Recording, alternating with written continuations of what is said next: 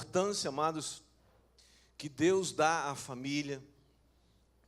É algo muito precioso e muito presente nas Escrituras Sagradas.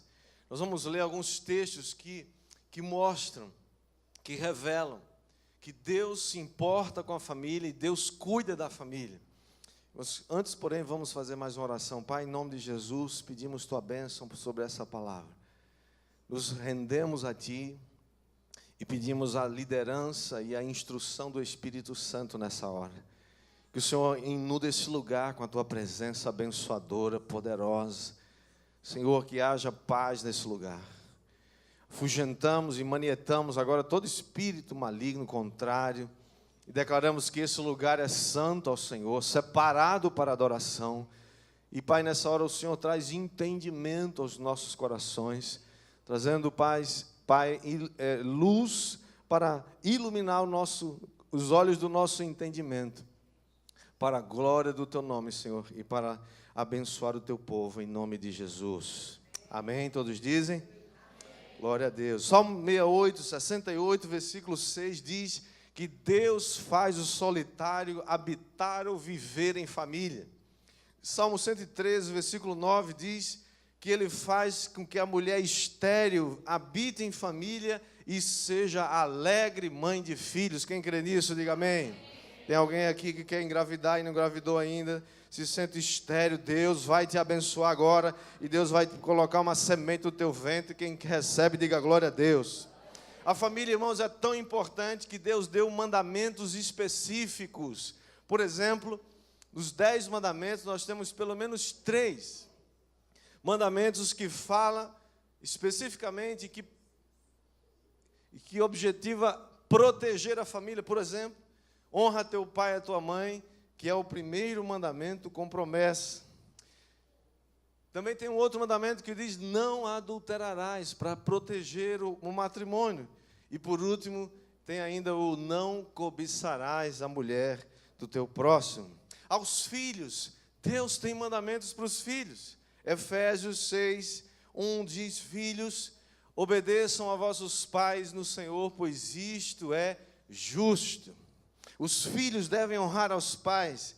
Eles não devem somente obediência, eles devem também honrar, porque quando eles se casam, eles deixam seu pai e sua mãe, se unem à sua mulher. O homem deixa seu pai e sua mãe e se une à sua mulher, e eles então começam uma nova família, e aquele nível de obediência que era necessário enquanto eles eram menores e viviam na casa dos pais, ele diminui ou até cessa. Mas não há necessidade da honra. A honra, nós vamos ter que honrar nossos pais até o último dia da vida deles. Obedecer, portanto, irmãos, aos mandamentos que protegem a família é uma garantia de que nós seremos bem-sucedidos e ainda vai aumentar os nossos dias sobre a terra, como prosperidade e longevidade, que vem tudo num pacote só, e é uma bênção. Quem crê, diga amém. Eu digo sempre para os jovens: nunca case com alguém que desonra seus pais. Nunca queira negócio com um rapaz, viu, moça, que vive falando mal dos seus pais. Nunca queira negócio com uma moça que vive desonrando seus pais. Sabe por quê?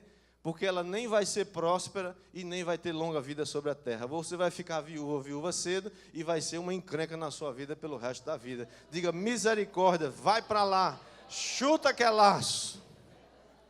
Aos pais, a Bíblia fala também em Efésios capítulo 6, versículo 4, e diz: e vós pais, não provoqueis vossos filhos a ira, mas criai-os na disciplina e na admoestação do Senhor. As esposas, Efésios 5,33, nós vimos isso semana passada. A esposa respeite o seu marido, é a primeira necessidade de um homem. Vemos também nas Escrituras que a autoridade de um homem de Deus, a autoridade de um homem está condicionada, está atrelada, está totalmente circunscrita à maneira como ele trata e governa a sua casa. Por exemplo, em 1 Timóteo, capítulo 3, versículo 4, diz que o bispo deve governar bem a sua casa. criando os filhos sob disciplina com todo respeito, pois se alguém não sabe governar a própria casa, como cuidará da igreja de Deus? Irmão, nós temos visto aí, infelizmente, não só pastores, não só líderes, mas temos visto aí líderes da sociedade civil, cuja vida é um fracasso completo, cuja vida é totalmente destrambelhada, e que estão governando o Brasil, estão governando os nossos estados, governando as nossas cidades. Como que alguém que não governa bem a sua casa pode governar coisa alguma? É a Bíblia que está dizendo, é a proteção da família. O homem de Deus também precisa cuidar bem dos seus. A Bíblia diz também em 1 Timóteo, capítulo 5, versículo 8, se alguém não tem cuidado dos seus, especialmente da sua própria casa, da sua família, tem negado a fé e é pior do que o descrente. Você precisa cuidar da sua casa, meu irmão, da sua família, é sua responsabilidade. E esse texto, ele está num contexto de sustento material. Um cristão que não leva a sério o trabalho, olhe para mim, por favor, escute isso. Um cristão que não leva a sério o trabalho está violando um mandamento das Escrituras. Homem preguiçoso, escorão, fica tá amarrado, vai trabalhar abençoado. Alguém que está a ponto de deixar a sua família, passando necessidades, está violando esse mandamento da família, do trabalho, porque o trabalho é um mandamento bíblico. Efésios ainda, Paulo escrevendo aos Efésios, capítulo 4, versículo 28, diz, aquele que furtava não furte mais, antes trabalhe, fazendo com as próprias mãos o que é bom, para que tenha também com o que acudir ao necessitado. Trabalho é uma bênção, irmãos. Trabalho começou antes da queda. Tem gente que acha que foi Adão responsável pelo trabalho. Um dia eu falando com o irmão, disse, eu estou doido para chegar no céu e pegar Adão. Rapaz, tu é doido, rapaz. Como é que tu faz um negócio desse? Tu tem tudo na mão, está lá no Éden, aquele paraíso, e tu joga fora, rapaz. E como é que é esse negócio? Não. O trabalho começou antes. Adão já tinha trabalho antes da queda. Porque o trabalho é uma bênção. Paulo vai mais além, em 2 Tessalonicenses, capítulo 3, versículo 10, diz, se alguém não quer trabalhar, faça um jejum permanente. É uma bênção, né? Mas, queridos, até a Bíblia diz que a terra também é afetada pela qualidade dos relacionamentos entre pais e filhos. Malaquias capítulo 4, versículo 6 diz, o último versículo do Antigo Testamento, diz que Elias, o profeta, será enviado para converter o coração dos pais aos filhos e o coração dos filhos aos pais, para que Deus não venha e fira a terra com maldição. Há muita maldição sobre a terra, por causa das encrencas que pais e filhos estão vivendo nesse momento. Deus deseja que as famílias vivam em paz. Deus deseja que o coração dos filhos sejam convertidos aos pais e o coração dos pais convertidos aos filhos. Irmãos, essa é uma chave de bênção sobre a terra.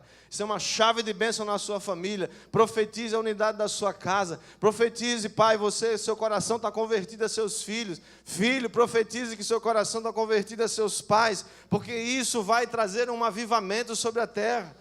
Joel capítulo 2, versículo 28 diz que acontecerá depois que derramarei do meu espírito sobre toda a carne, vossos filhos, vossas filhas profetizarão, vossos velhos sonharão e vossos jovens terão visões.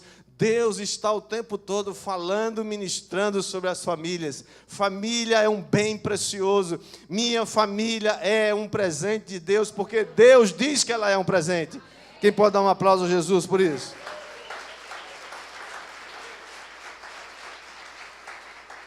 É interessante ver Deus se revelando nas Escrituras através de figuras familiares. Por exemplo, Mateus, capítulo 7, versículo 11. Jesus está ensinando sobre como nosso Pai Celeste tem desejo de nos abençoar e nos dar coisas boas. Quem crê que Deus é bom e quer te abençoar? Quem crê que Ele quer te dar o melhor?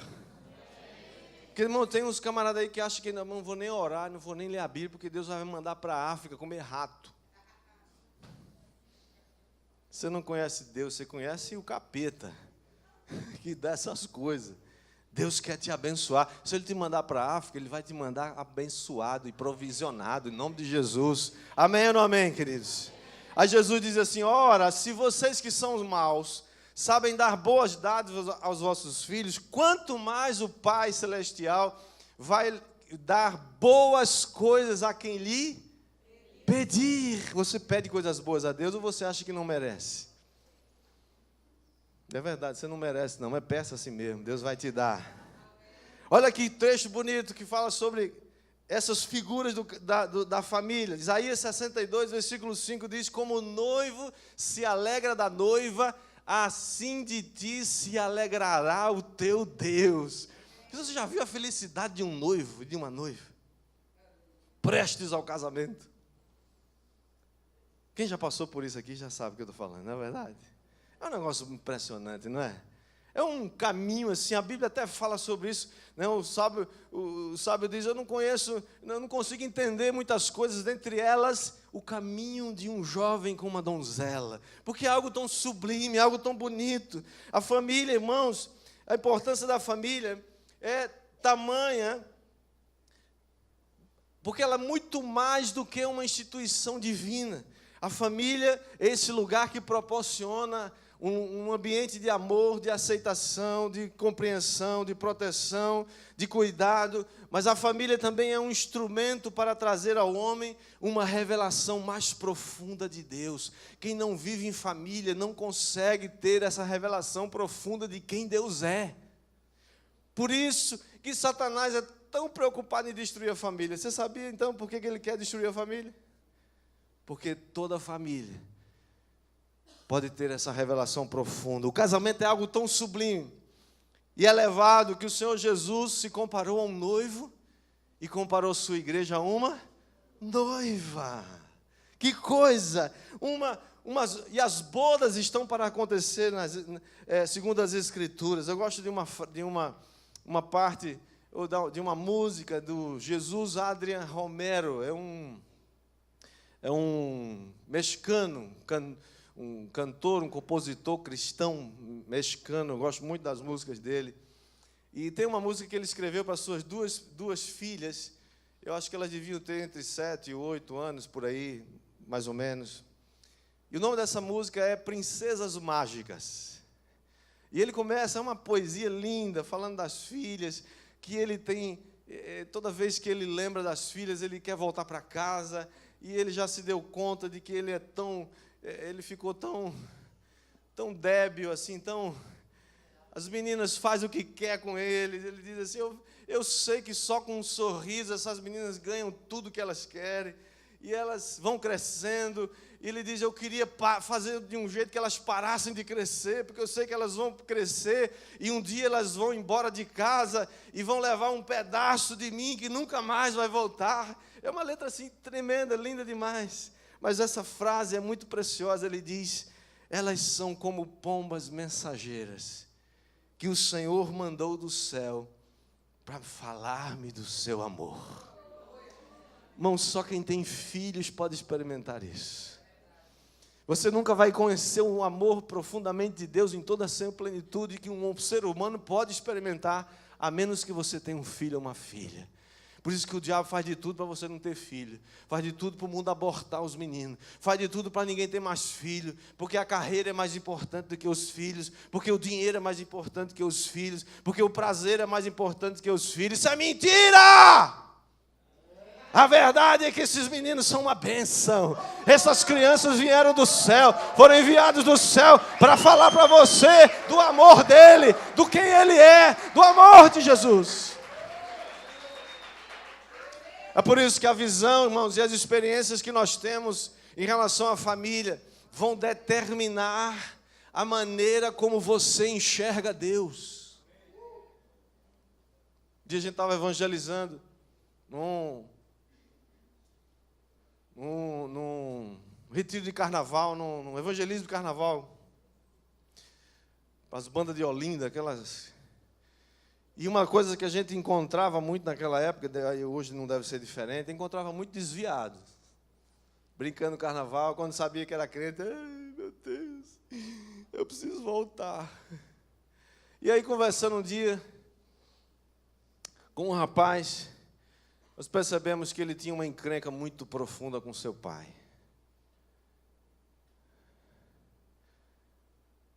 Irmãos, essa é uma das encrencas mais terríveis que o diabo usa para travar o nosso conhecimento de Deus. Você nunca vai experimentar o amor de Deus se você nunca perdoar seu pai. Ele pode ter sido crápula, ele pode ter sido o mais terrível da história, mas ele é seu pai, você precisa perdoá-lo para que Deus perdoe você. Eu disse para aquele rapaz, enquanto você não perdoar seu pai, você nunca vai ter sucesso na sua vida. Parece que deu uma espetada assim, com um tiro no peito dele. Ele, não me fale nesse homem. Esse homem não merece o menor respeito. Ele me abandonou, minha mãe ainda era... Eu estava na barriga da minha mãe. Como que eu vou respeitar esse cara? Eu não quero nem vê-lo.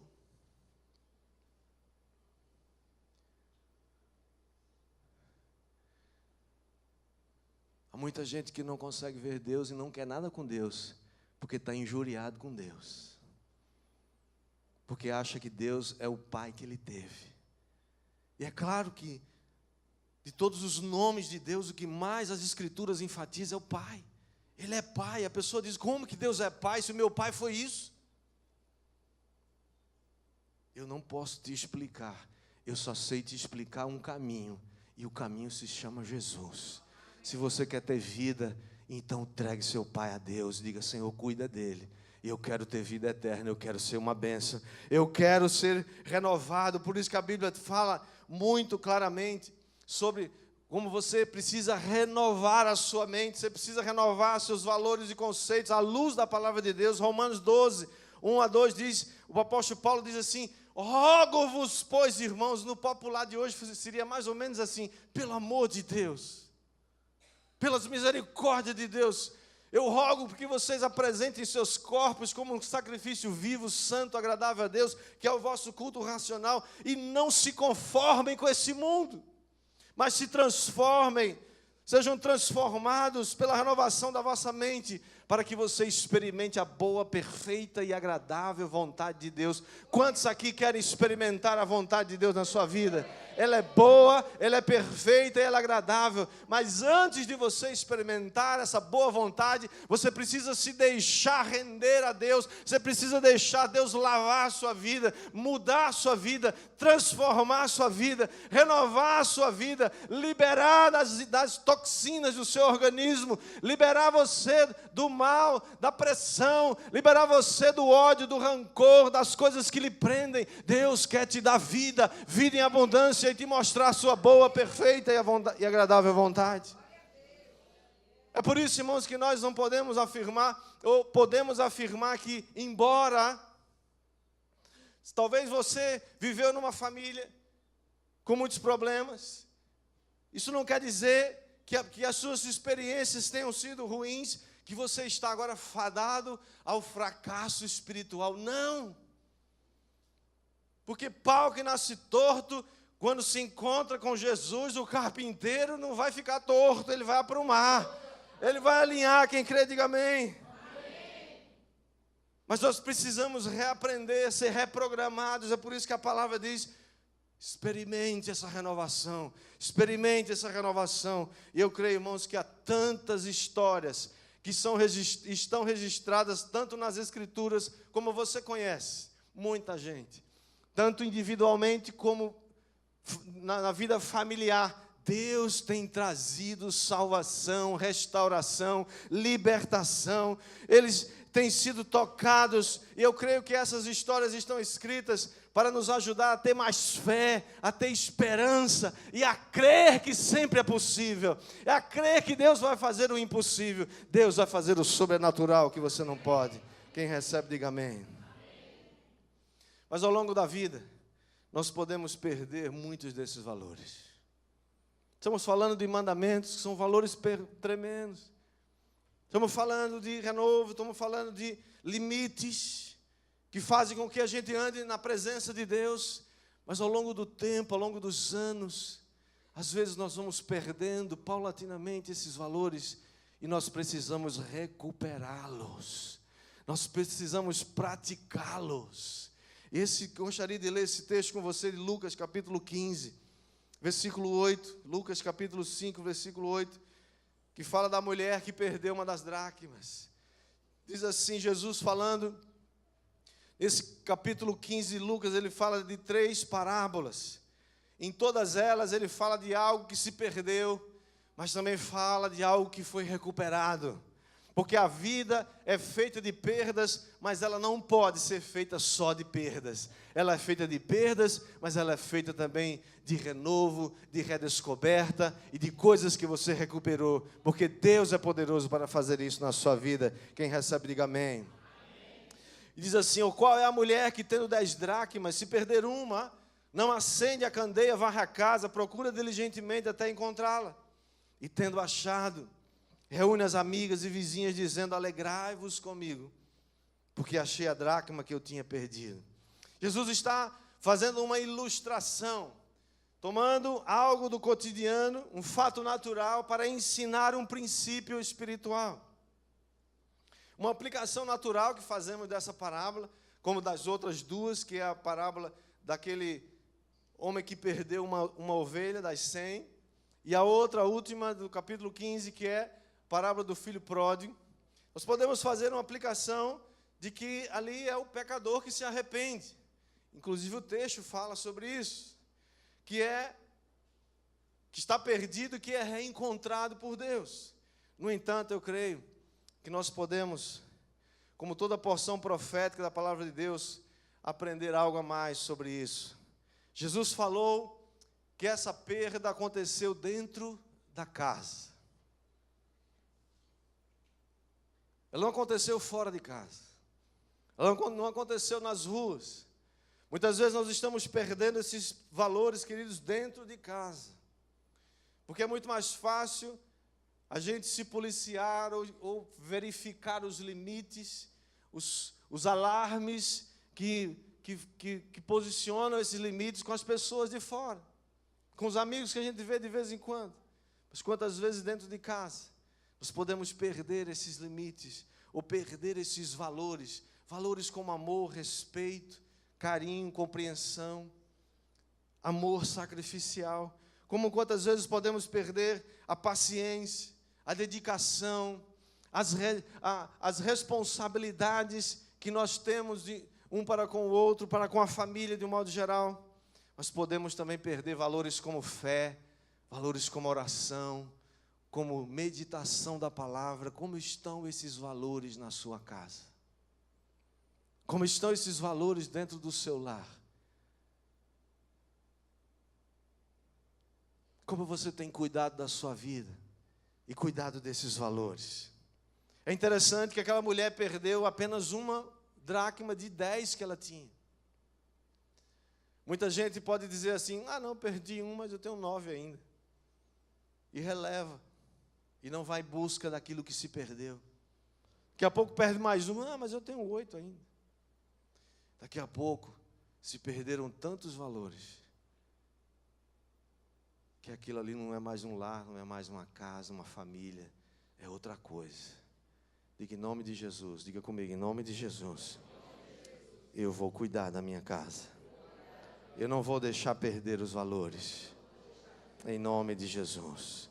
Vamos aprender com essa mulher. Algumas coisas, algumas atitudes ela tomou. A primeira atitude que ela tomou foi ela acendeu uma candeia.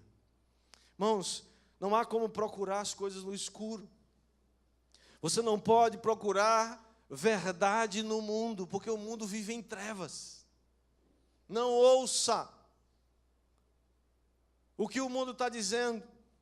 O mundo todo dia inventa uma mentira para levar você para longe da presença de Deus. É por isso que a nossa âncora perfeita, segura, é a palavra de Deus, é a bendita, eterna e santa palavra de Deus. Você quer ter certeza que você não está sendo enganado? Traga todo pensamento, toda ideia, todo conceito, toda crença, todo valor que você conhece, pode até ser muito bonito, muito convincente, muito piedoso, mas traga debaixo do crivo da palavra de Deus, submeta ao crivo da palavra. Se passar é bom, se não passar joga fora, porque a palavra de Deus, ela tem autoridade. Então a palavra de Deus é essa luz. É lá que encontramos a luz para os nossos caminhos. Salmo 119, versículo 105 diz: lâmpada para os meus pés é a tua palavra e luz para os meus caminhos. Você quer ter caminhos iluminados para não tropeçar em alguma pedra? Ouça a palavra, confie na palavra. Quem recebe, diga amém. Segunda coisa que nós aprendemos com essa mulher é que ela varreu a casa. Veja o que ela diz. Depois que ela acende a candeia, ela varre a casa.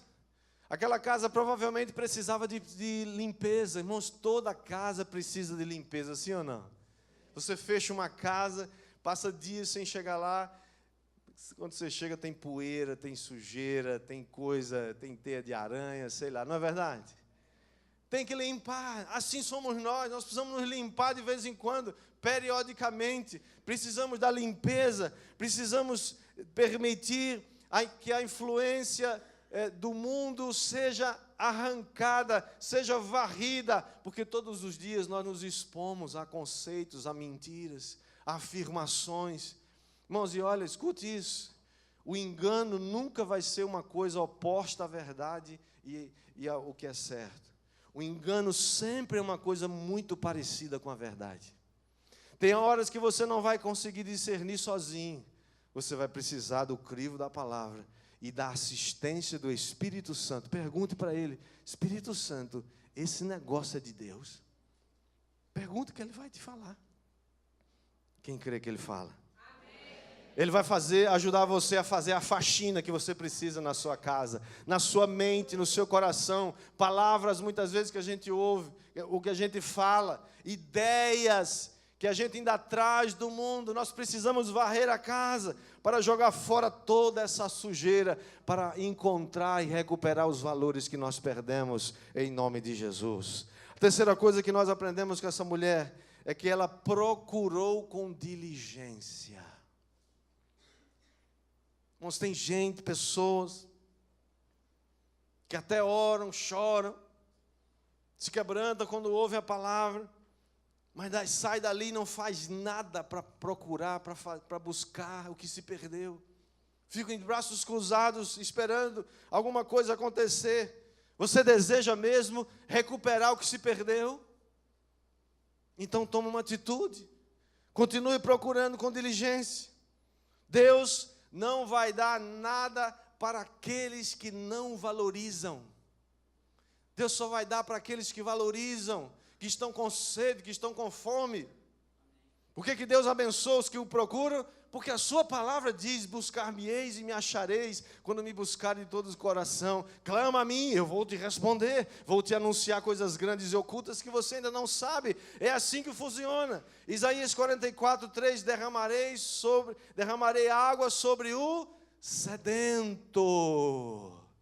Ele não derrama água sobre quem não está com fome nem com sede. Você quer mais de Deus? Você tem fome, tem sede dele? Então ele vai derramar água sobre a sua vida.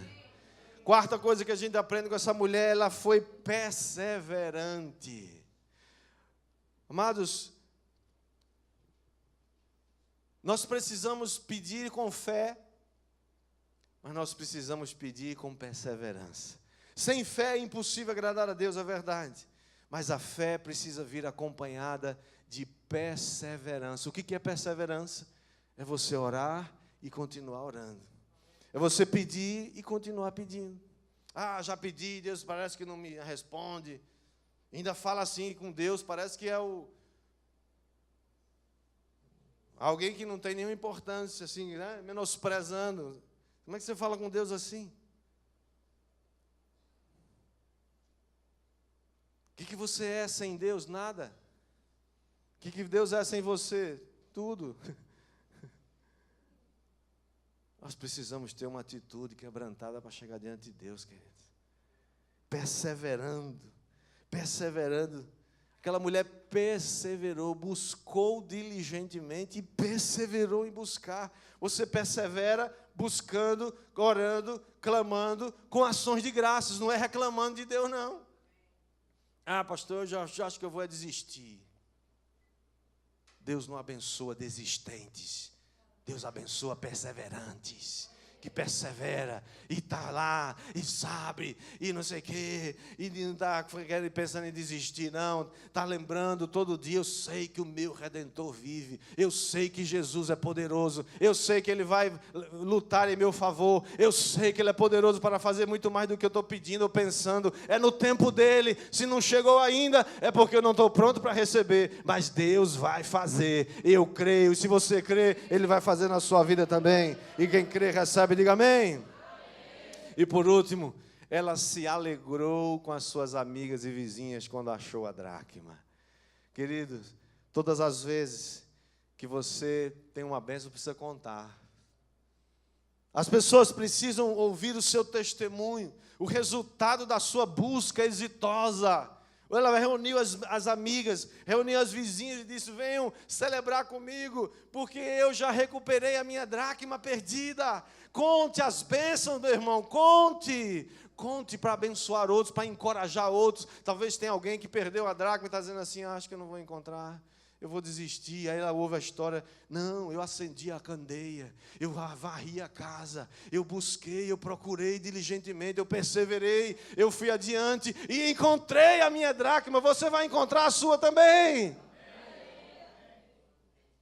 Hebreus 6,12 diz: para que vocês não se tornem indolentes, mas imitadores daqueles que pela fé e pela perseverança herdam as promessas.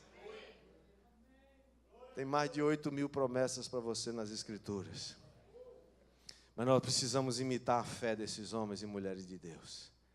Não seja indolente, mas imite a fé deles, a perseverança deles. Porque eles herdaram as promessas e você vai herdar também, em nome de Jesus.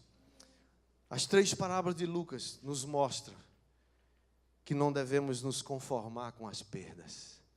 Essa parábola da mulher que perdeu a dracma nos ensina que você não deve se conformar com as perdas. Não se conformar com as perdas não é sair xingando, nem se lamuriando, nem reclamando de Deus. Não se conformar com as perdas é: eu sei que Deus tem coisa melhor para mim. Eu vou continuar crendo que Deus vai salvar a minha família.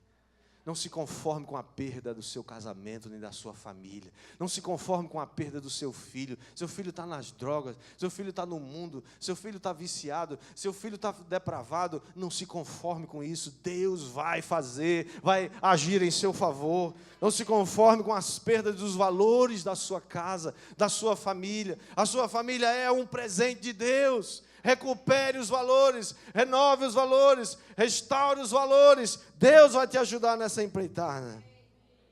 Porque tudo isso pode ser recuperado se você confiar no trabalho do Espírito Santo na sua vida e na sua casa. Quem recebe, diga amém.